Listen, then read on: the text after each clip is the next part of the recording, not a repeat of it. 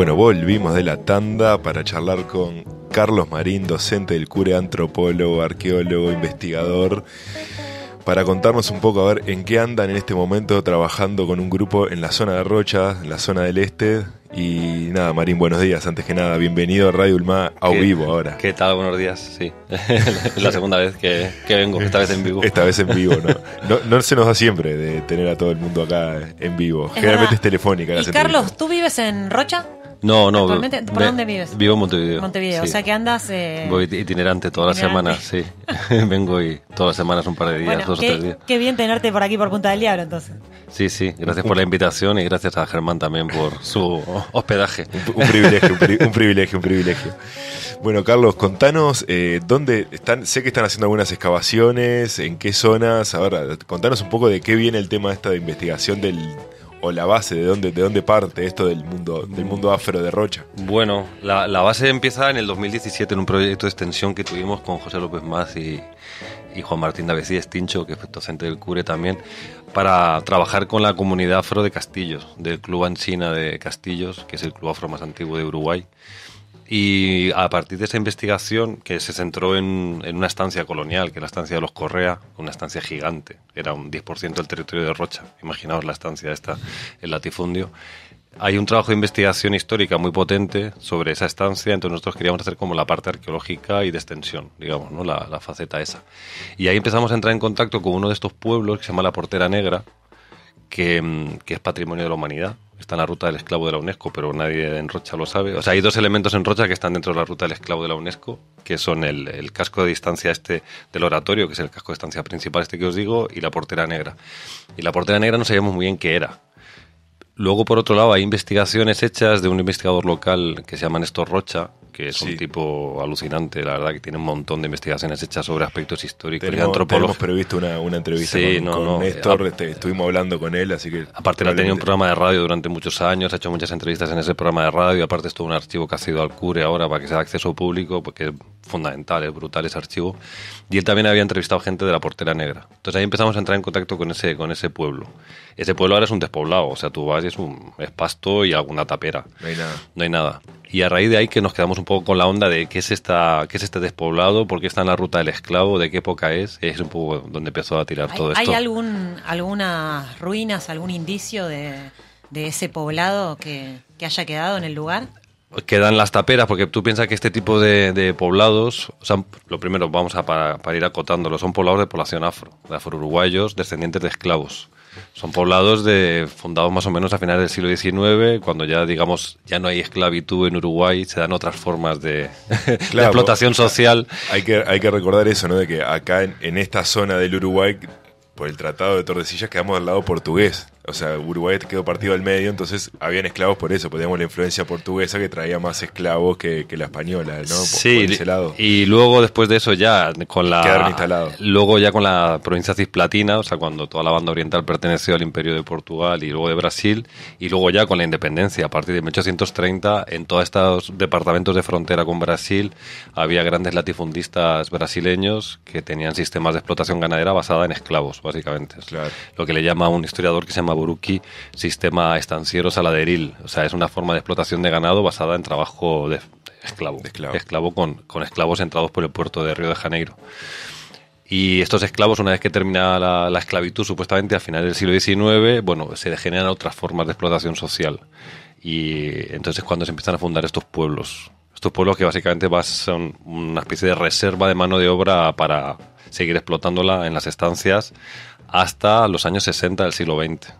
Chao. Porque estos pueblos están en uso desde finales del 19 hasta los años 60 del siglo XX. Y algunos de ellos siguen todavía en uso, aunque no son exactamente de ese tipo, como el Rincón de la Paja, pero bueno. Carlos, y esos eran poblados, en este caso, bueno, de mano esclava, pero eran personas que estaban viviendo ahí y que se trasladaban a las estancias a trabajar y volvían a esos poblados a pernoctar o a dormir. ¿Cómo era cómo era el funcionamiento de esos poblados? Claro, digamos que a lo largo del siglo XIX, cuando está en funcionamiento este sistema esclavista, estos esclavos viven en los propios cascos de estancia. Viven ahí en estructuras alrededor de los cascos de estancia principal donde viven los señores, ¿no? Ellos viven en los alrededores. Cuando ya se termina la esclavitud, digamos, a finales del siglo XIX... No sos esclavo, no te doy para dormir, te vas, ¿no? Un poco así. Claro, ahí se dan dos procesos, uno el final de la esclavitud y otro el alambramiento de los campos. Cuando se alambran los campos entre 1870 y 1880, una de las consecuencias más claras es que sobra mucha mano de obra, porque ya no hace falta tanta mano de obra para manejar el ganado. Claro. Se pasa de un sistema de rodeo a un sistema de potreros. Y ahí se genera un desempleo rural salvaje en todo Uruguay. Y aquí se mezcla con que muchos de esos trabajadores eran esclavos. Entonces se da como la doble condición, ¿no? Alambramiento de los campos, desempleo rural y final de la esclavitud. Entonces se generan estos pueblos donde toda esta gente desempleada levantan rancheríos donde malviven y siguen trabajando, siguen dependiendo de esas estancias para hacer changas puntuales, los hombres, claro, y las mujeres, sobre todo de lavanderas. Y eso más o menos es un sistema que se mantiene hasta los años 60 del siglo XX. Esas condiciones ¿no? Ya no es esclavitud, pero hay formas de explotación social muy, muy salvajes, por lo que estamos viendo en las entrevistas que hemos podido acceder de Néstor Rocha o por las entrevistas que hemos hecho nosotros ya, en algunos casos. Ahí va, han logrado, aparte de las excavaciones, también están entrevistando, haciendo trabajo de campo con claro, gente de los poblados o que parientes de gente que vivió en esos poblados. Claro, o sea, nosotros ahora mismo tenemos como 4 poblados más o menos ya localizados. Sería la Portera Negra, que eso es cerca de Castillos. Cerca de Castillos, el Rincón de los Negros, que está muy cerca de 19 de abril, en una rinconada entre 2 arroyos. El barrio Martirena, que está ahí entre Lazcano y Castillo, digamos, que sabemos la zona más o menos por dónde está, pero no lo hemos podido localizar. Y el Rincón de la Paja. Así que si alguien sabe, en Lazcano. Alguien que esté escuchando que sepa exactamente dónde está el poblado Martirena, también sí. Sirve la información, porque también hay cosas que se están buscando todavía. Claro, sí, nosotros tuvimos, dentro del acercamiento que estamos haciendo ahora, o sea, ya os digo que esto empezó con un proyecto de extensión en el 2017 y ahora estamos retomando con las compañeras del LAPU, el Laboratorio de Patrimonio y Prehistoria del Uruguay, que está en el CURE y en la Facultad de Humanidades, y con las compañeras estamos ahí retomando el tema. Entonces hemos hecho estas prospecciones buscando estos lugares, mapeando las estructuras que quedan, las taperas, haciendo como mapas de estos poblados, excavando puntualmente algunas de estas casas para ver cómo era la arquitectura de estos ranchos, ¿no? Que son básicamente ranchos de paja con quincho y barro por las paredes, como muy sencillos, así como rectangulares. Y luego prospectando para localizar los que no conocemos, como el barrio Martirena, que fuimos y no lo localizamos. Es posible que haya desaparecido porque también con el agronegocio pues muchas veces se meten arados industriales y esas taperas desaparecen. Sí, claro. Entonces, puede ser que estuviéramos en el lugar y que no lo viéramos porque ya han desaparecido. Ya no existía. Claro, sí. Y hay uno que sigue todavía en uso, que es el Rincón de la Paja, en Lazcano, que ese tiene unas características diferentes porque ahí sí que son propietarios de la tierra, tienen pequeñas chacras y eso yo creo que ha hecho que se mantenga el poblamiento hasta día de hoy, aunque mucha de esa gente ya ha emigrado a Lazcano, que está muy cerca. ¿Cómo se hace, Carlos, el trabajo en este caso que decías que quizás esos restos que quedan desaparecieron, pueden haber desaparecido por algún sembradío o algo? ¿Cómo es el trabajo del antropólogo? ¿Cómo logran acceder a esa información? Sí, ahí básicamente desde la perspectiva, digamos, ya puramente material, lo que no son entrevistas ni trabajo de archivo, lo que es el trabajo con la materialidad, tenemos como 2 técnicas básicas. Una es la prospección y otra es la excavación. La prospección básicamente es ir andando por el campo viendo qué restos quedan. A veces, si está muy destrozado un yacimiento porque ha pasado un arado y ha destrozado las estructuras, a veces quedan restos de cerámica o en superficie, cosas así que te pueden indicar que ahí había estructuras. Si tienes suerte y se ha mantenido la tapera, pues todavía puedes reconocer incluso las formas, y ahí lo que hacemos es con un GPS hacer un plano. Tomamos los puntos con un GPS así que tienen mucha precisión y vamos haciendo como el mapeo para tener un poco cómo era el urbanismo de estos poblados. Pero no solamente las estructuras, sino también los campos de cultivo, los corrales, y eso te permite como reconstruir un poco la fisonomía del poblado. Porque no tenemos fotos de momento, o sea, claro, si encontrásemos alguna foto sería ideal. Hay algunos dibujos hechos por otra investigación de Jesús Perdomo, que es otro historiador local de Rocha, que tiene algunos dibujos de estos rancheríos, como serían. Claro, pero fotos aéreas de esa época, ya a partir del 60 empiezan a ver también más fotos, ¿no? Capaz que eso lo tenemos pendiente. Lo que hemos hecho ahora en el Rincón de la Paja sí que se han mirado esas fotografías, que como tenemos el poblamiento actual, que muchas de las casas siguen habitadas, se ha podido hacer un poco la reconstrucción de las chacras y de los campos de cultivo desde los años 60 hasta la actualidad y ver un poco por los padrones cómo era el tema de la propiedad en ese caso. Pero en los otros 3 que os digo no eran propietarios de la tierra y seguramente no tendrían esos se tendrían pequeñas chacritas, pero sobre todo estaban trabajando para las Para otras estancias, personas. haciendo pues changas. Y por lo que sabemos de la Portera Negra, de entrevistas que hemos hecho, las de Néstor Rocha, a veces se trabajaba por la hierba o por la ropa o por unos huesos para hacer un caldo. O sea, ese era el nivel de... Claro, sí, el nuevo formato de esclavitud, Sí. un techo y algo para comer y, Sí, y sí. listo. ¿Y hasta cuándo piensan, o sea, la idea es armar como una dinámica ante estos 4 lugares o ver qué tienen en común y qué tienen separado para armar algo en base a la historia afro, que también es algo que hay mucho acá en el este, de que muchas cosas están construidas por mano de obra esclava en nuestra zona y tampoco lo magnificamos y no somos conscientes. Por eso esto de la Portera Negra, que es de la UNESCO, creo que casi nadie lo sabe acá en Rocha. Sí, sí. ¿Cuál sería el fin? Si es que tiene un fin, estos proyectos muchas veces no tienen un fin, ¿no? Pero Hombre, un cierre. Por nosotros, o sea, ahora mismo desde el LAPU se ha abierto una línea de investigación con estos paisajes que le hemos llamado paisajes del colonialismo, que arrancan, digamos, del siglo XVIII hasta la actualidad, pensando que las prácticas coloniales no se terminaron con la colonia, sino que no. De hecho, el sistema esclavista se acentúa con la independencia, con el Uruguay independiente es cuando tiene el sistema esclavista más fuerte. Hay como ciertos mitos un poco en la sociedad uruguaya que asocian el esclavismo a la época colonial y con la independencia parece que no había esclavitud. Y es todo lo contrario. En estos departamentos de frontera los sistemas esclavistas ganaderos cobran fuerza precisamente tras la independencia, ¿no?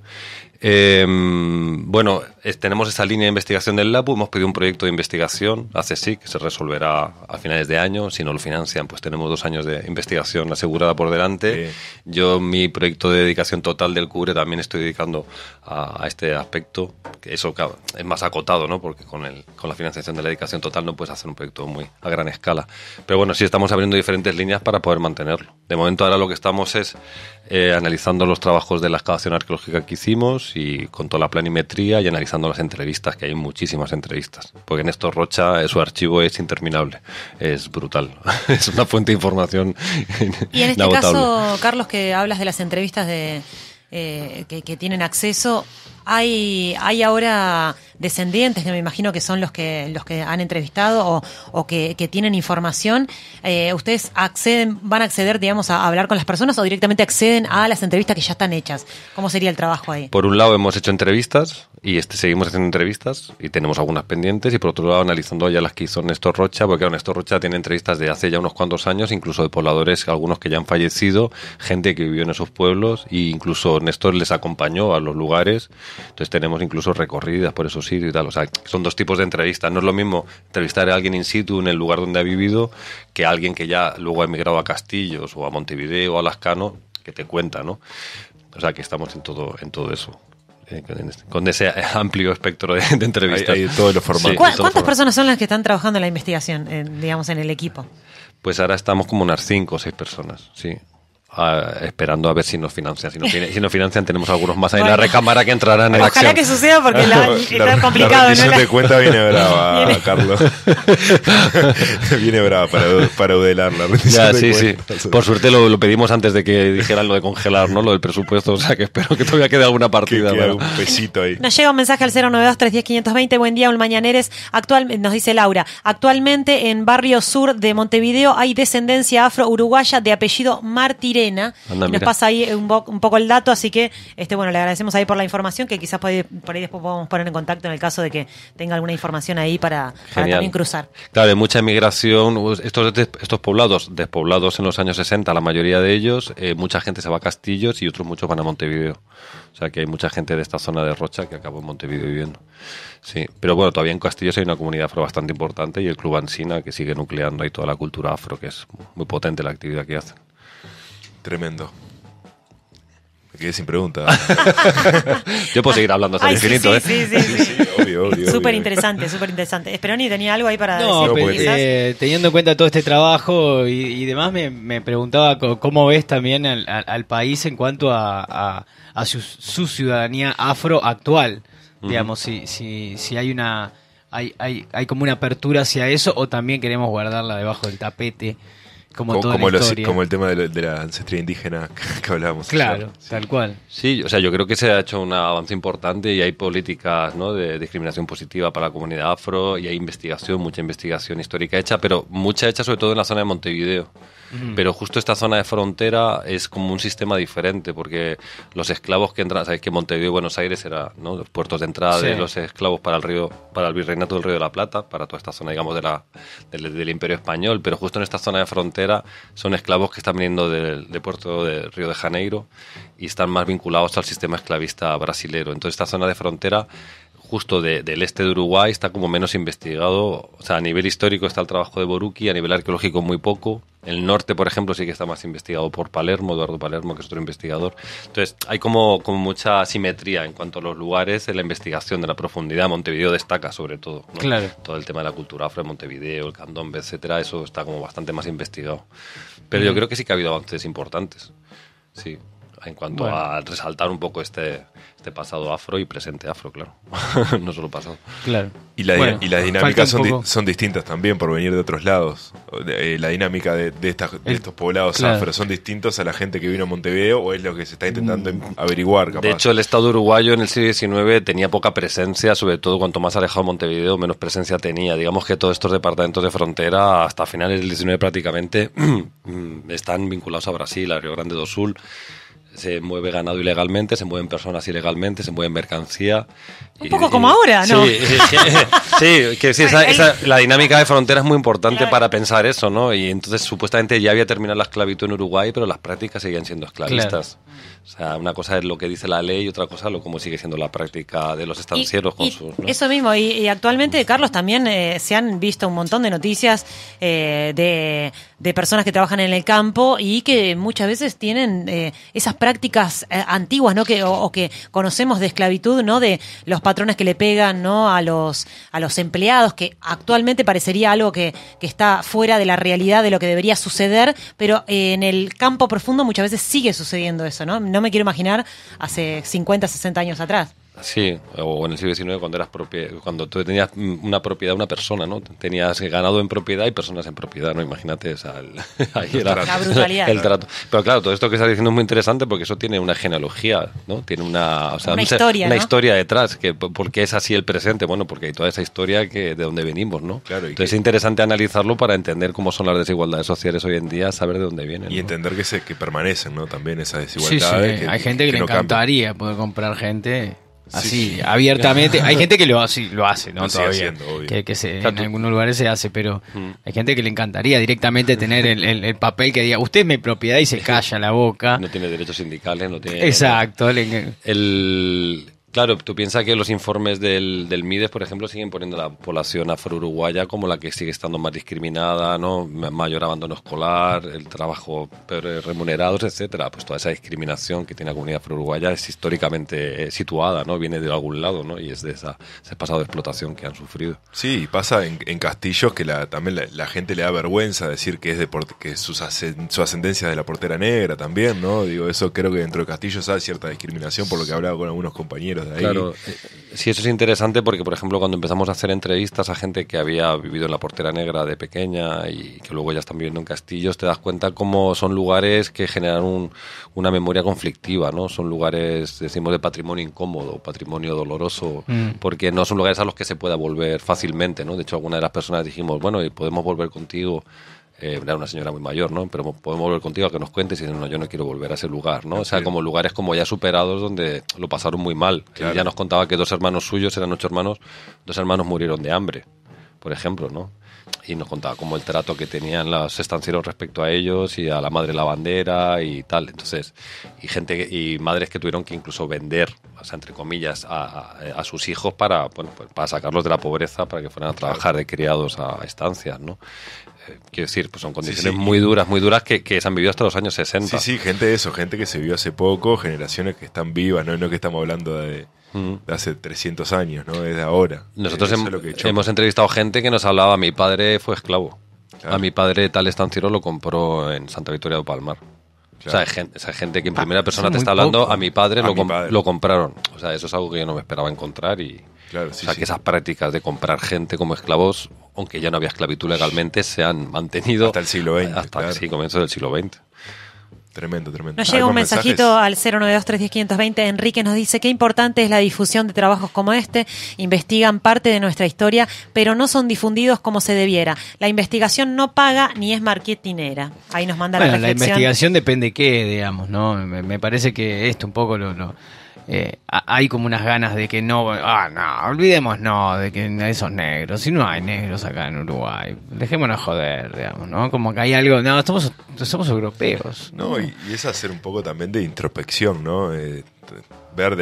Hablando de memoria, en general, esa mala palabra que no se puede decir mucho, ver de dónde venimos y por qué hacemos lo que hacemos, es todo un poco parte de todo, ¿no? Entender.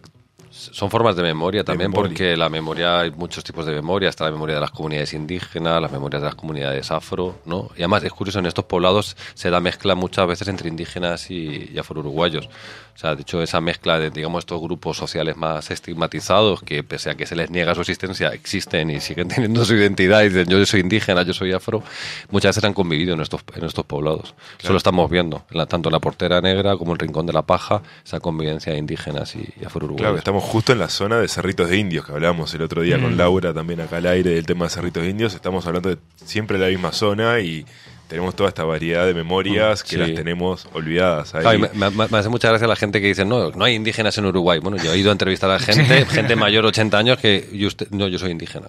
Que sí, no hay indígenas, pero usted es indígena, entonces ¿cómo es esto? ¿No? Pues sí, hay gente que se autoidentifica indígena. Y eso sucede también un poco en la región, ¿no? Como que es algún factor común, esto que decía Speroni, ¿no? Como tratar de borrar un poco ciertos orígenes y solo tomar los inmigrantes que vinieron de Europa como nuestra ascendencia, ¿no? Sí. Y eso es realmente alarmante, ¿no? Porque, también hay una película muy interesante, El País sin Indios, que recomendamos, y que esto de no darle trascendencia a todo el resto, a todas las poblaciones que están, digamos, no a los que han venido solamente a poblar estas tierras, sino también a quienes estuvieron desde los orígenes. Y eso es un poco que a nivel regional, ¿cómo lo ven ustedes los antropólogos? Sí, no solamente los que estuvieron de los orígenes, sino los que bajaron de los barcos, pero de los barcos esclavistas. Claro. ¿No? Porque muchos uruguayos bajaron de los barcos, pero de los barcos esclavistas. Entonces, vale, sí. Hay que incorporarlos también. También son personas. En el relato nacional tienen que incorporarse. De hecho, y José López Mas siempre lo dice, Pepino, que debería estar incluso en la Constitución uruguaya reconocida el carácter pluriétnico, multiétnico, ¿no? De la sociedad uruguaya. Sí, que es llamativo que la identidad nacional uruguaya se base solamente sobre el pasado hispano, además, ¿no? Además, negando incluso lo portugués, ¿no? Que también tiene mucha importancia, pero se niega, ¿no? De hecho, la dictadura, por ejemplo, hizo mucho hincapié en eso, ¿no? En esa identidad, en ese Estado-nación, esa patria de origen hispano, ¿no? O sea, quiero decir que también es como, tiene connotaciones medio negativas en cuanto a la dictadura, ese tipo de identidades nacionales basadas seguramente en lo blanco y en lo hispano, ¿no? Que habría que tener cuidado con eso. Estuvo el año de la orientalidad. El año de la orientalidad se basa en eso, básicamente, claro, ¿no? En reconocer solamente ese aspecto de la cultura uruguaya. Sí, que no sé si tiene que ver solo con esta idea de la raza pulcra, blanca y divina, o también para, si empezamos a investigar y a sacar todo a flote, también toda esa raza blanca, pulcra y divina fue la que perpetuó todos esos manejos horripilantes y los crímenes más aberrantes, ¿no? Digamos, como hacerse cargo un poco de la historia. Claro, es como que empezás a escarbar y empiezan a salir los nombres que quizás hoy están sentados ahí. O son próceres. Siguen sentados en los lugares de poder, digamos. Entonces, ¿cómo llegaron ahí? Digamos, se les cae un poquito la meritocracia, ¿no? Como decir, bueno, ¿cuál mérito fue? Sí, vos eras el más capito de todos y fue en base a esclavitud y genocidio, claro, exactamente. El otro día en la calle, en 18 de julio, en la avenida 18 de julio, está la escultura de Oribe, de Manuel Oribe, ¿no? Y pone ahí como una especie de una serie de cosas, y una de las que dice es liberador de esclavos. Claro, liberador de esclavos, pero para utilizarlos como primera línea de combate en la Guerra Grande. Claro, por eso liberaron esclavos, para usarlos en combate, como fuerte. ¿No? Quiere decir, bueno, contemos todo, ¿no? ¿Para qué liberaron los esclavos si no es como para usarlos como carne de cañón? Es que está muy brava la inseguridad en Montevideo, se ven robado las letritas de bronce, las que decían eso, después esa parte se la robaron. El monumento seguía para abajo. Seguía para abajo, pero se lo robaron, la inseguridad está bravísima. Bueno, Carlos, creo que te podemos liberar porque creo que tenés que rajar A para el tomar cure. unos- Sí, Agradecerte, Carlos, por estar aquí en Ulmañanas, y obviamente siempre quedan abiertas las puertas para venir a charlar y contar un poco en qué están estas investigaciones, que la verdad que son importantísimas poder difundir en la comunidad y seguir reflexionando en comunidad, ¿no? Esto mismo, porque muchas veces quizás desde los gobiernos o los estados por ahí no logramos recibir esta información, y está bueno que de ustedes, desde los investigadores, nos acerquen la información, en este caso en este medio alternativo, que bueno, tratamos de que se escuchen todas las voces. Sí, os agradezco. Y nada, y por último decir que estamos pidiendo también un proyecto de extensión para trabajar con uno de estos poblados, el Rincón de la Paja, en Lascano, y esperemos que nos salga. Y bueno, si nos sale ya os vais a enterar, porque vamos a hacer ruido ahí con la comunidad afro del Rincón de la Paja. Sí, vamos a hacer una serie de actividades bastante interesantes con ellos. Esperemos que nos salga. Bien. Y hablando un poco de eso, ¿no? También lo interesante de este tipo de trabajo, que no solo tenés que ser investigador y haber estudiado un montón, sino que además tenés que saber vender el proyecto, pedir plata en todos lados. Y saber trabajar en comunidad y con la comunidad, porque ese es nuestro objetivo, poder trabajar con las comunidades afro de Rocha, en este caso concreto con la de Rincón de la Paja, pero trabajar con ellos de igual a igual, eso es lo que nos interesa. Ya que estamos, hacemos la última pregunta, Carlos. Sí, ¿Cómo es ser científico, en este caso, cómo es estar trabajando, digamos, como antropólogo en Uruguay?